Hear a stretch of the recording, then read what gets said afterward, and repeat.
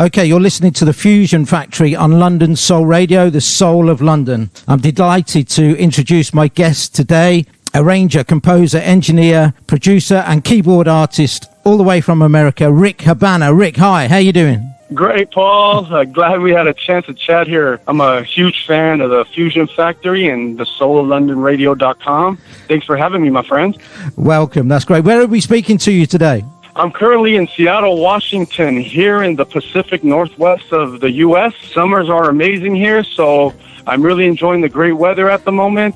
And then I take a year in the U.K. Where are you in the UK, Paul, right now? Yeah, we broadcast out of London. The weather here has been fantastic as well over the past few days and weeks. We've had like an Indian summer, but that's not going to stop me from being jealous where you are. But yes. Never mind. Right. We can't all have it that good, unfortunately.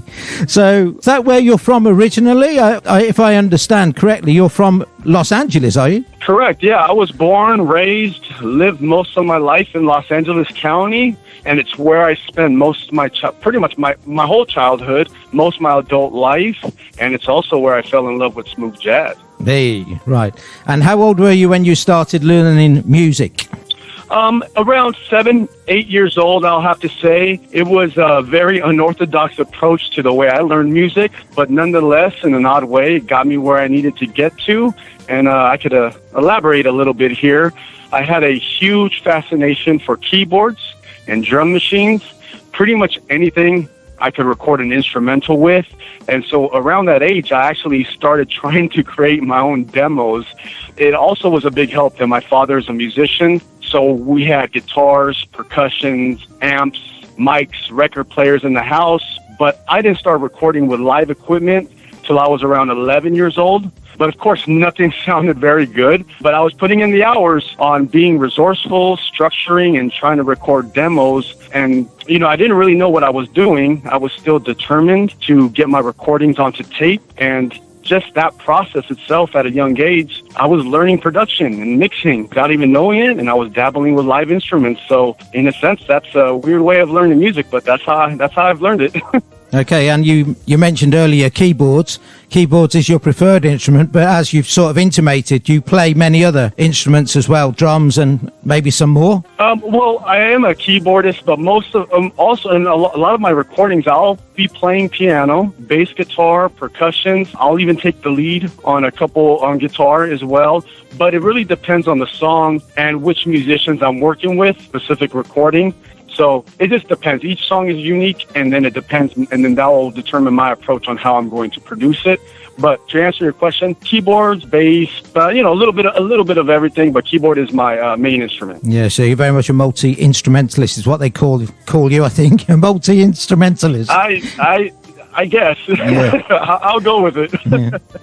And you said that you fell in love with the smooth jazz genre. Who would you say were your early influences there? Who were you listening to that attracted you to the smooth jazz genre? Sure. Well, the obvious, Boney James, Peter White, Dave Koz, but Paul Brown and Paul Hardcastle were more along the lines of what I was looking to do, as they're both producers.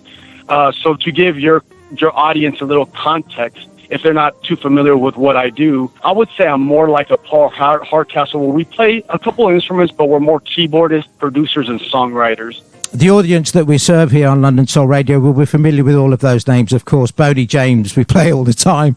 Paul Brown, Peter White, and clearly Paul Hardcastle, being a Londoner anyway, we love him to bits. Mm-hmm. So have you played with any of these guys? Sure, yeah.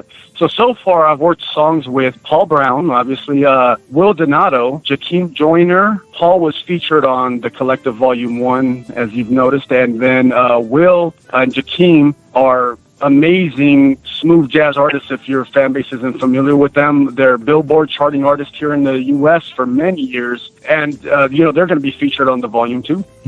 Okay, let's get on to that then, because you mentioned The Collective, and that the listeners may not be exactly familiar with what you're talking about. The Collective is your first EP, isn't it, that you launched earlier this year? Yes, sir, yeah. And what was the inspiration behind that? Yeah, thanks for asking. So the main inspiration behind the collective is pretty much to bridge the gap of working with musicians from all over the world. Even if in instances where there's language barriers, we can find ways to communicate. And in an age where music has its own language, and translating sometimes can be a little bit of a challenge, but nonetheless, we're able to express our visions nowadays. Each collective volume has a handful of musicians from different countries assisting me with the project. And I've quickly found out that smooth jazz is a popular genre amongst musicians around the world. And so I feel my collective idea is bringing something really unique to the world of smooth jazz. And from the first EP, I suppose we'll call it Collective 1, if you like, to keep it simple, you've released 3 singles from that now. Coast was the first one, and then Cheers, and now Smooth It Out. Have I got that right? Well, Coast was a separate song, but the singles so far I've released, Smooth It Out with Paul Brown was my first radio single, and luckily that one received a lot of radio spins, which I'm really happy about. And then Cheers, I followed up with Cheers maybe 2 months right after, and that song is just a personal favorite of mine. Okay, yeah, it's a great EP. And when's the next, or maybe I'm getting ahead of myself, I was going to ask you when the next Collective 2 will be out, but before we get there, I suppose we should talk about the fact that you've just been signed up by Innervision Records, and I'm assuming, correct me if I'm wrong, that Collective Volume 2 will be launched on the Innervision label. Have I got that right? You got it, yeah. So, yeah, I'll tie in pretty much, I see where you were going, and I can tie that in here. So, just recently joined the Innervision family, and it's an exciting opportunity for me. It has me very motivated. They're one of the few labels that I've had my eye on, and now that I'm with them, we're taking this to a complete different level.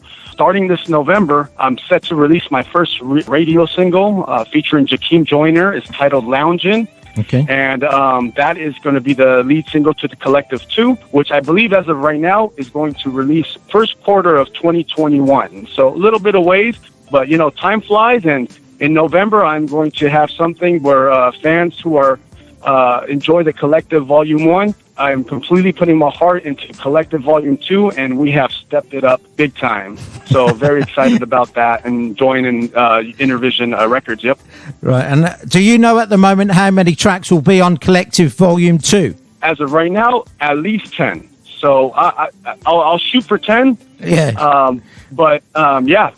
It could change. But as of right now, I want to say the goal is 10, and I've already pretty much a little secret I haven't told anyone yet, but I'll tell you, Paul, I'm working on Collective Part 3 already. Okay. So they will be proper albums, basically. If you get to 10 or more, it's like a full-blown CD album, isn't it? Yes, sir, yeah. So, we'll shoot for 10. That's going to be at least what I'm going to do. The EP was just to start off, but now with Innervision, when I'm with this label, we're going to go all out, and, we're going to do full albums here for the next couple of years, yep. Okay, and because of the names that are already with Innervision, I'm assuming you'll be trying to play or get assistance from quite a few of them. Blake Aaron, Dee Brown maybe, and people like this? Yeah, you got Kim Scott, who is an amazing flutist. I really want to work with her. I've already started working with Will Donato. That's been amazing. And yeah, the Blake Aaron, I'm so excited. It's so much world class on this label.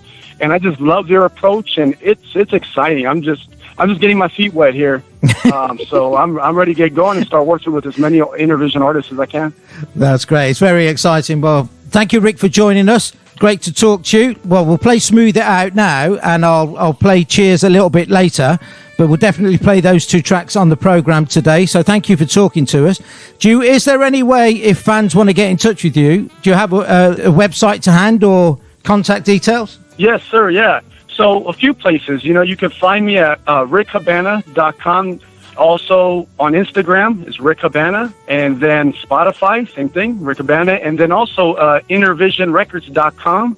That's the label. You can find all my information there as well. But yeah, thank you so much, Paul. It's so exciting for me to be able to chat with your fans and with you. And thank you for the opportunity. I greatly appreciate it.